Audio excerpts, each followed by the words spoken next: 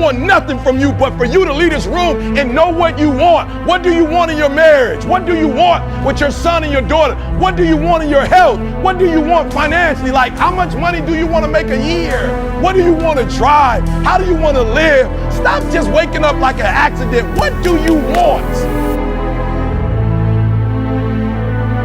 Life, it's great to have goals. You should have goals. I want to do this or that. But in the moment of execution, you have to separate from outcome in the moment that you're executing and just be present and exist. I talk about this in the book. Here's what I would say if you're going to win long term.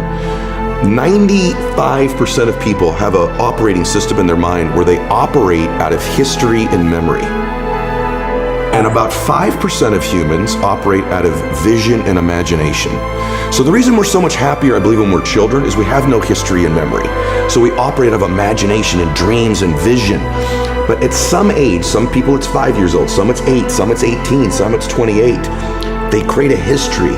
And that history then becomes the operating system. So even if they take on a new behavior or tactic, they're operating out of a pattern of thought and belief that's historic and memory-based. And so the number one thing I would say is begin to operate out of your imagination again, out of your vision again. Create from that place. If you create from that place, now you're not tied to the result in that moment. You're giving yourself space to imagine and create something new in your life.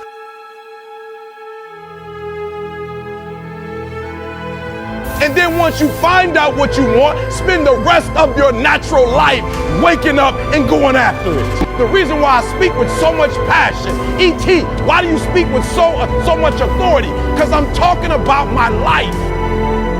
And I stopped being a victim. I stopped saying I've got to wait for good things to happen to me. And I said I'm going to grind. I'm going to fight. I'm going to work. I'm going to press toward. I'm going to learn. I'm going to do everything in my power every single day. I'm going to do everything in my power to become a victor and not a victim. Now let me say this before I move forward, and I can't explain it, but you better feel me. Winners win and losers lose. There is a way out. There is a way to do more, to get more, to obtain more. But I personally don't want to lose all that I've been able to get. So I need to make sure that I do everything to keep it. So I can't be content.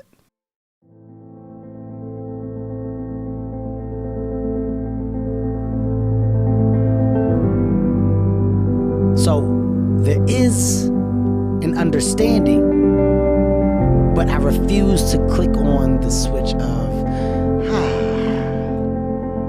I can't explain it any better than that. I don't know how it happens, but winners win. And if you create a culture of losing, if you keep being a victim, if you keep letting losing happen to you, if you keep letting people do you and treat you any kind of way, it's going to become a culture. It's a story, man. Yeah. You know, we're all writing a book. What's your book look like? What does your fucking book look like? Like your life is a book. You got a bunch of chapters in your book, but when they close that book, how good was the book? How good was your book? What was the ending to your book?